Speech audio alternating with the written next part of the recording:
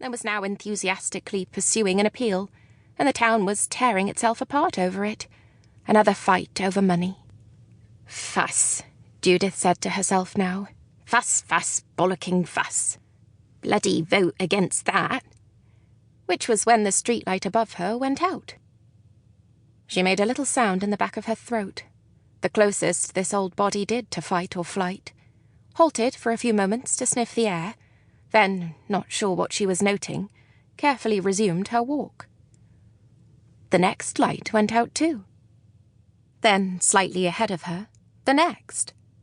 She stopped again, in an island of darkness. She looked over her shoulder, hoping someone would come out of the bell or open a door to put their recycling out. Nobody. Just the sound of tellies in houses. She turned back to the dark and addressed it. "What are you, then?" The silence continued, but now it had a mocking quality. She raised her stick. "Don't you muck about with me. If you think you're hard enough, you come and have a go." Something came at her out of the darkness. She sliced the flint on the bottom of her stick across the pavement and made a sharp exclamation at the same instant. The thing hit the line, and enough of it got past to bellow something hot and insulting into her face. And then it was gone, evaporated back into the air. She had to lean on the wall, panting. Whatever that had been had almost got past her defences. She sniffed again, looking around as the streetlights came back on above her. What had it been to leave a smell of bonfire night? A probe? A poke? Nothing more? But how could even that be? They were protected here, weren't they? She looked down at a sharper smell of burning, and realised that had been a closer run thing than she'd thought. The line she'd scratched on the pavement was burning. Judith scuffed it over with her boot, so the many who remained in blissful ignorance wouldn't see it, and continued on her way home. But now her hobble was faster, and had in it a sense of worried purpose. It was bright summer daytime, and Lizzie was walking by the side of the road with Joe.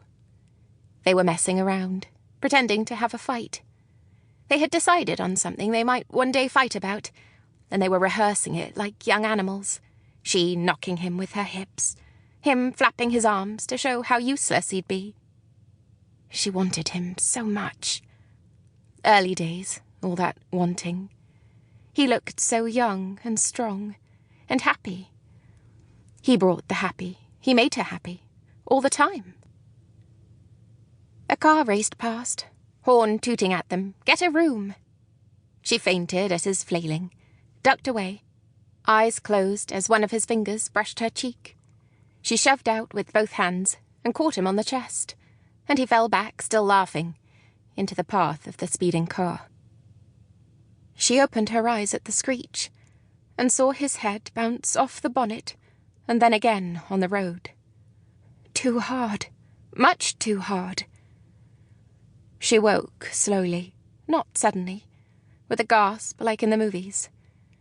She woke slowly and took on slowly, as always, the weight of having dreamt about him. She recognised her surroundings, and she couldn't help but look over to what, until just over a year ago, had been his side of the bed. Now it was flat, and there were still pillows, pristine, and he still wasn't there. She found the space in her head where she prayed, and she did that, and there was nothing there to answer, as there hadn't been for a while now. But after a minute or so she was able, as always, to get up and begin her day. Today there was a parochial church council meeting. In Lychford, judging from the 3 she'd been to so far, these always involved whizzing through the agenda and then having a lengthy, intricate debate about something near enough to the bottom of it to make her think that this time they'd get away early. Before this afternoon's meeting, she had a home communion visit with Mr. Parks, who she'd been called to administer the last rites to last week, only to find him sitting outside his room at the nursing home, chatting away and having tea. It had been a bit hard to explain her presence. Vickers.